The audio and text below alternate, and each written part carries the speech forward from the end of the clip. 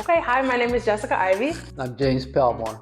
And this is our Artist Production Fellowship interview. Good morning, James. How are you? Good morning. Thank you for being here with me today. I just want to hear about how you started in art. I mean, this is obviously a great opportunity with the Institute of Public Scholarship to further what you've already been doing. The doctor loves talking about the we see you basis rather than trying to take someone and be like, we need to start you with somewhere. It's I just love to hear more about your background in artistry. Want the long version or the short version? You choose. I was always aware that I could do art because, you know, in elementary school and throughout the whole school thing, people would comment on it. And I, through middle school or junior high school, I took art as an elective, but I didn't take it in high school because of my brother was an artist too. And he said that basically they were doing design posters and all that kind of stuff, so I wasn't interested in that. Sure. And then what happened? I got drafted to the Army, and that would have been 1965. Okay. I was stationed in Germany. Okay. And I was a medic, and I was on a missile site. And then there's an air base, and they find the 4 highest elevations, and they put these missiles up to protect the air base. Okay. On each one of these sites, the battery, about 150 guys. And so I was like the little doctor and making sure the water was clean and all that kind of stuff. So I had a lot of free time. So I would sketch a little bit, and then the request, can you do my daughter, my wife, so on and so on and so on. And so that got, as an adult, got me involved with doing something. And then when I got out of the Army, a guy, John Zachary and Bill Boughton, they had the idea of having an art colony.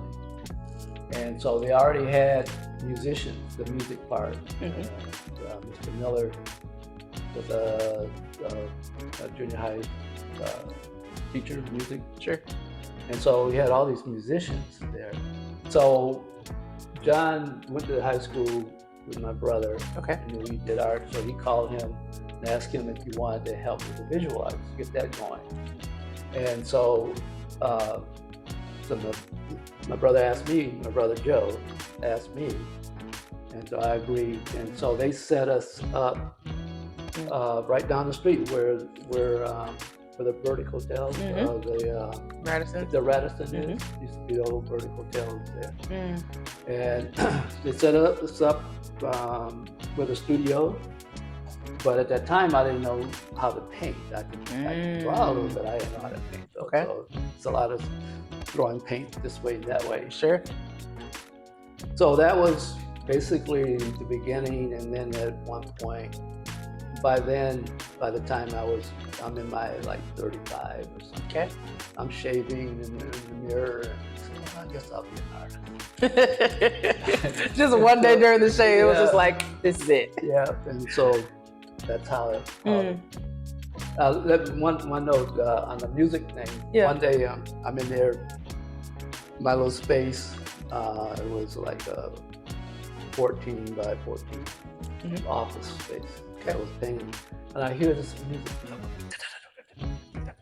Somebody was tearing up the drums, and so I go out and see who it is. It is Michael Walden. What? Yeah. He was like 15 years old. Wow. Yeah, Bernardo Walden. Yeah, he was. Then right away, you just knew this person was going to. Yeah. Just explode. Yeah. So that's how I got started. Okay. So what has the inspiration of your life? I mean, other musicians, other artists, family, your own story. How has inspiration played a role in your full-time artistry? Like after the shave of, you know what, I'm gonna be an artist. Like from that point, how were you inspired in your artistic work? My brother was very instrumental in that because I saw him you know, and as I learned more, that he was like a pure artist. He was doing it for art. For art's sake, so not about monetizing. He wasn't doing any of that. He was just doing art. Right. Okay. So that and he was investigating. Right. Then I actually started studying. I didn't go to school. Initially I started studying myself. That's what I do when I need to know something. Reading, watching, just spending time. In the library. Right. So Rembrandt and Salvador Dali, these were real strong people. Right. And then I actually met Reggie Gammon. Yeah, we became really good buddies. So then I learned the crafts, the business of it, the whole operation by hanging out with him. And then I met some other friends and someone who's very inventive, Tim Jackson, we're on the same page with a lot of the stuff that we do. Absolutely. So, Okay. So for me as a musician, I think about the craft of whether it's writing or collaborating or live performance with these different elements. So can you translate that for me with your artistic process? Like, what are some of those signature things that are typified in your work of like, I see that and I know it's James Palmore? Like, is it a color scheme? Is it line? Is it shadow?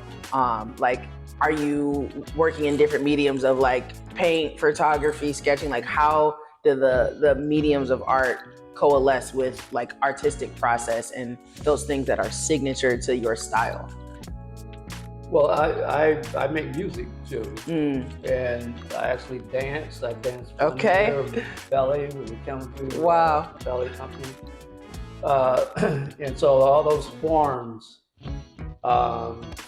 I've never pursued a style, and I operate on the subject dictates what I do, and so again, I don't want to replicate what I've done before, because the object for me is to be creative. So you got to come up with something different. So you can't draw back on this other stuff unless once you go out there, like the USS Enterprise, you're out there by yourself. You know, there's no reference point. And when you get lost, then you come back to home base, some of the basic stuff, and this I can do this way because I've done it before. And but other than that, I'm searching. It's a constant search. So I'm not bound by materials, what do you call it, traditional or classic composition and all that. So it's it's like I want to challenge all that. Everything is possible. Let's see what I can create today. Right. Beautiful. Okay. Let's shift a little bit and talk about the Institute. How do you know Dr. Johnson? What is you guys' relationship and like how did that start? I'm always fascinated because she's such a wide range person, you know. I think the first was on the radio, her DJ.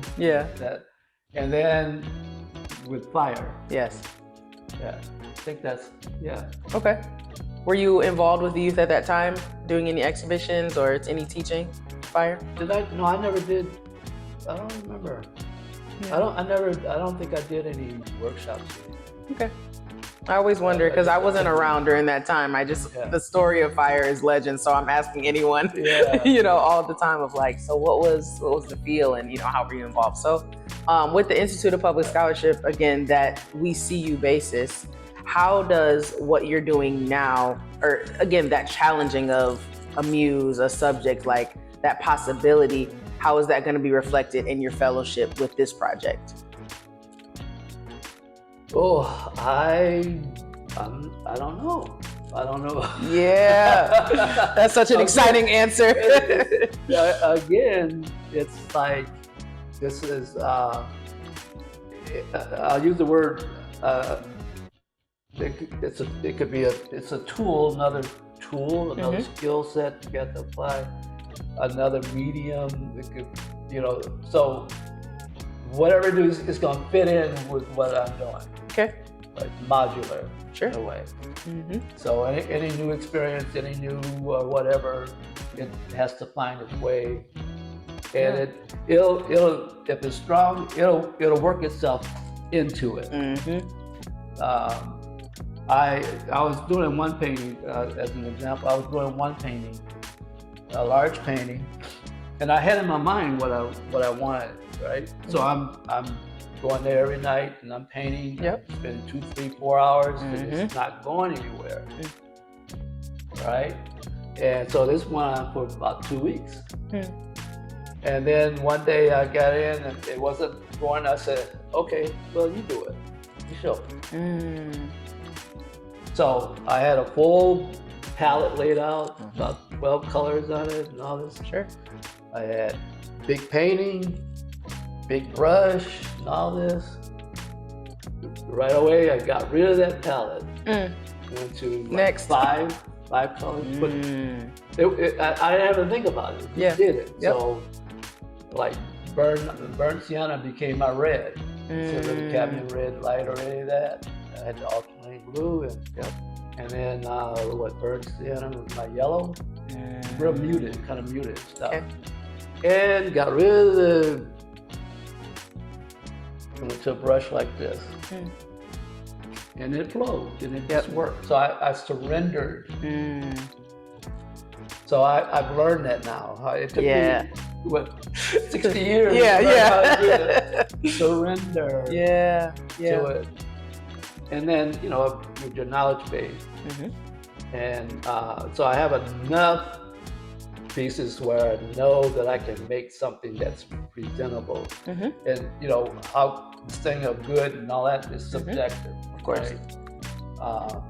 And so yeah, that's exciting. So I think this this will find its way into whatever I'm doing. Whatever it's supposed to, as it does. Yeah.